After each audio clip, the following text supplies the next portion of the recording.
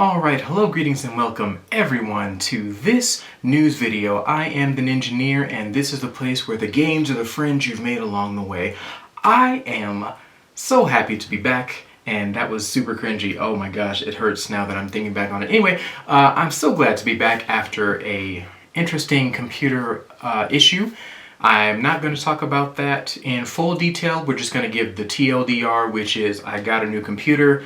The new computer screen died and I had to get it repaired and all sorts of crazy stuff ensued. If you want to know more about that, I will talk about it at the very end of this video. But yeah, the topics we are covering today are as follows. Electronic brake tech moving into the mainstream. Aptera on Route 66. BYD sales jumped 73%. Rivian R2 progress to production. Rivian announces new product line, kinda. Green Matter likes Aptera. And things that I liked. Let's get started.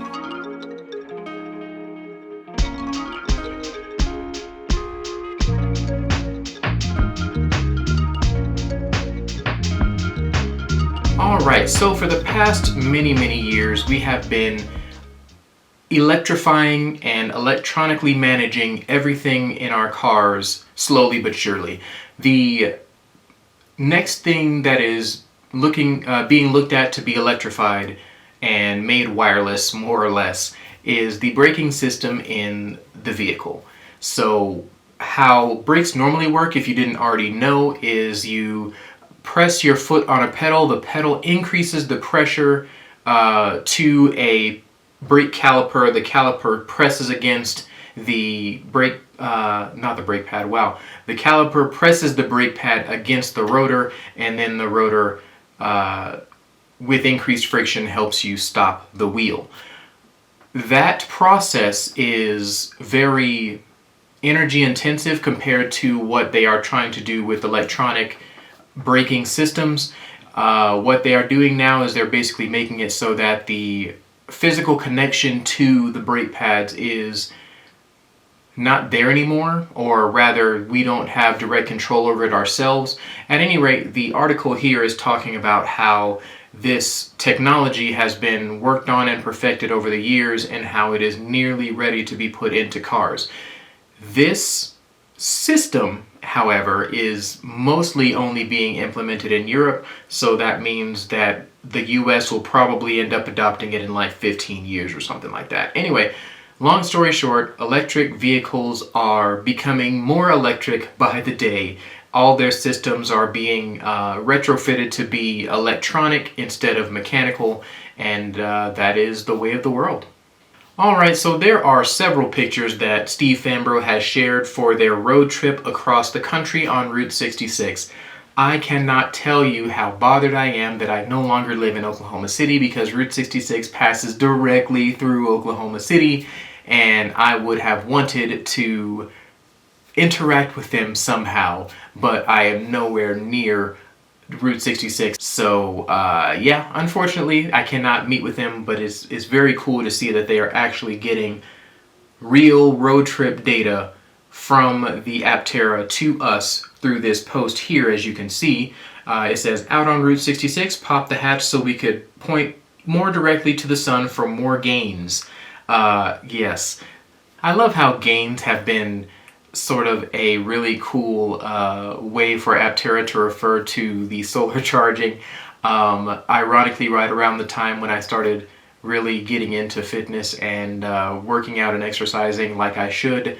It's kind of fun. Anyway, but yeah, 540 watts and it's not even summer yet is a really great way of saying, holy crap, we are producing a lot of solar power.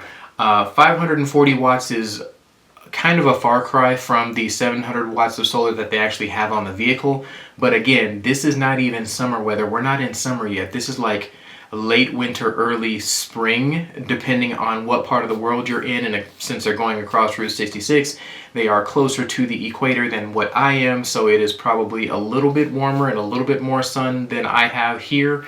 But it is great to see 540 watts and the solar actually producing this much power when it is not full-on summer hottest weather, most sunlight throughout the day, most intense sun rays, yeah, all that kind of stuff. We're not even there yet. I can't wait to see what they're getting when we hit midsummer and, you know, eggs are being cooked on the cement or whatever they say these days. You guys may know BYD. BYD is the company who kind of directly competes with Tesla, who is a Chinese corporation.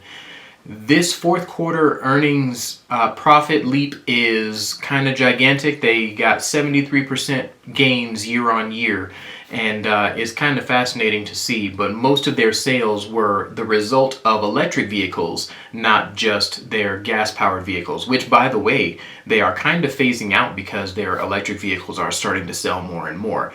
Anyway, long story short, BYD's fourth quarter was amazing. Which is a stark contrast to Tesla's, which was less than what they anticipated, but still really good. Yeah, I probably had to look that up, actually. It is in stark contrast to Tesla, who is showing quite a bit of recent turmoil in response to somebody who will remain nameless for the time being, making some waves that actually hurt a lot of regular everyday people. Anyway, long story short, BYD is doing very well while Tesla is doing not as well. BYD stock rose by like 50%, which, yeah, Tesla stock dropped by like 50%. Yeah, it's wacky out there in these EV streets right now. Things are getting crazy, things are happening, opportunities are presenting themselves regularly for the EV industry, and I can hardly wait until Aptera is in that game and making things happen for themselves. All right, so I fell down a rabbit hole a little while ago when I saw this video where Telo talks about the Rivian R2 beginning their e-coat process, and I got into the whole thing about the process for producing a vehicle and the things that they have to test. It was a long sidebar. Anyway, if you guys want me to make a video about that, I can. Just let me know in the comments. Now, this e-coat process is something that a car goes through when it is about to be treated for paint and things like that. Yeah, it's supposed to protect the metal before you start adding, you know, adding paints and sealants and stuff like that onto the vehicle. So yeah, basically they take the metal part of the vehicle and they dip it in this stuff before they start all the other processes. So yeah, Rivian R2 is starting this process. They are testing the e-coat process for the Rivian, which is really cool because that means that they are that much closer to production, and that means that they are probably going to hit their goal of getting these out by 2026. Beyond the rabbit hole of how production of a vehicle works and how the process goes for producing one, I also got into a video. Sorry, not into a video. I got into a sidebar about Rivian and researching what they are doing. While I did that, I found this Inside EVs article which says that Rivian's basically striking out on their own. Rivian is basically striking out into the e-scooter market, but it's a little bit inaccurate because I went back to Telo and I watched another video about what's going on here, and essentially this looks like a spin-off company from Rivian that is making e-bikes and stuff. Is probably going to have a lot of the same technology. I will link Telos' videos for the Rivian's e-coating process and for the e-scooter situation down in the description. When I clicked on the link for this company that Rivian kind of let spin off from them, it is called Also. Also is going to be making a bunch of little e-scooters and e-bikes and transport stuff like delivery vehicles and things like that. They are basically trying to have all of the market covered when it comes to an electric vehicle for everybody. They are actually very similar with that respect, in that respect to Aptera, who says they want every journey powered by the sun. Rivian apparently wants every journey powered at least by electricity and then maybe later by the sun. I don't know what they're doing with that, but yeah, they both have a similar goal of making everything as efficient and streamlined and free as possible. All right, this next story, Aptera was featured in an article by a news group called Green Matters. I went to Green Matters website and found the article that they were featured in.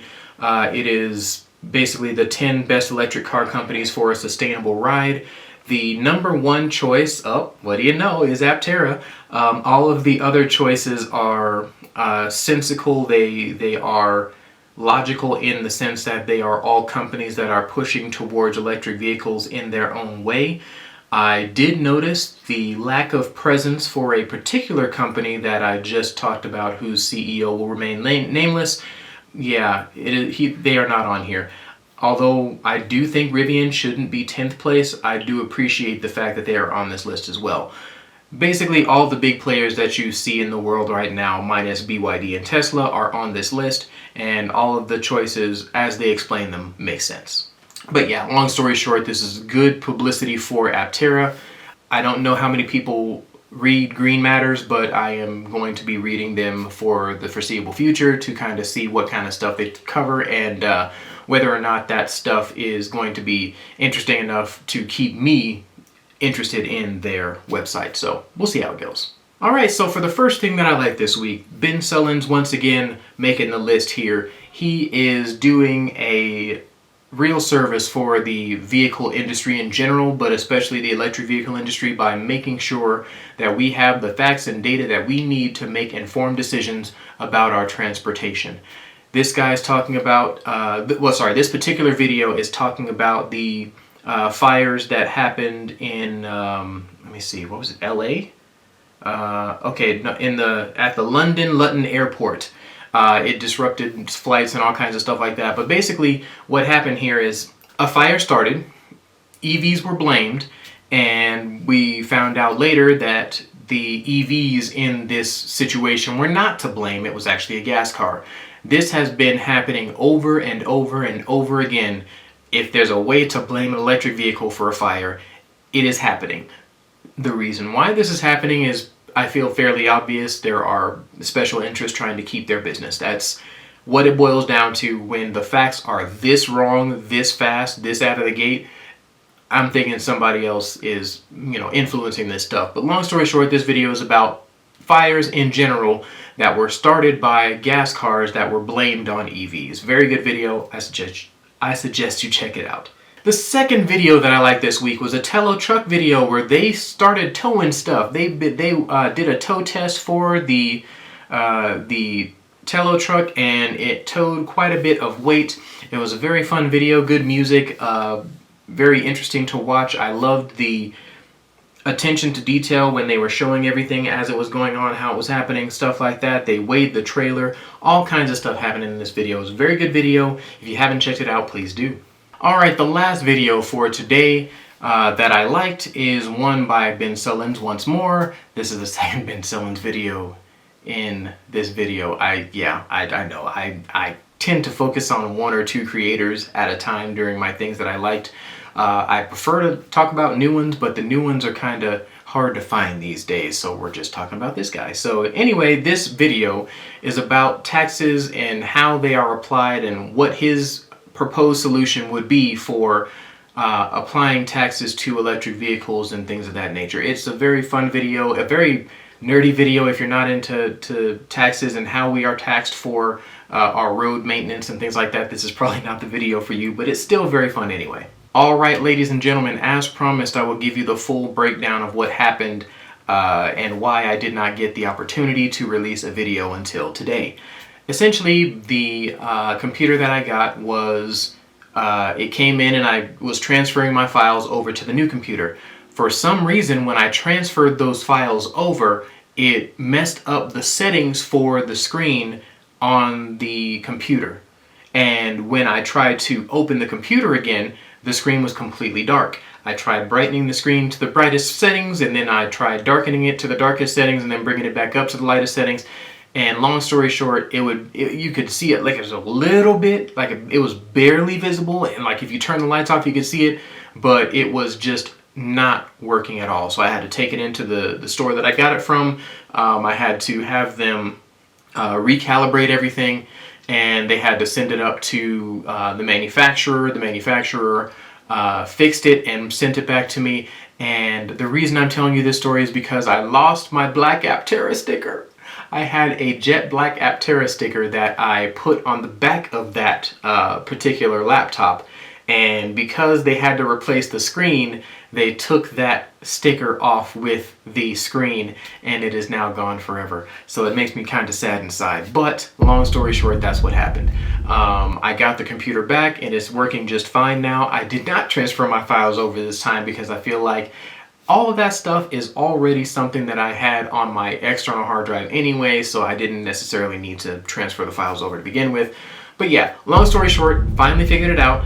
Thank you guys so much for your patience. I appreciate you guys, as usual, making sure that this channel is well viewed and subscribed to. I appreciate it. Guys, please continue hitting those buttons. And yeah, I'll catch you guys next time, where we will probably have a slightly different format. I have an interview that I've done that I want to edit and put out on Monday, so that's the next thing we're looking forward to here. But yeah, long story short, thank you guys so much for watching this video. I am once more the Engineer. Please do all the YouTube things, and I'll catch you guys next time.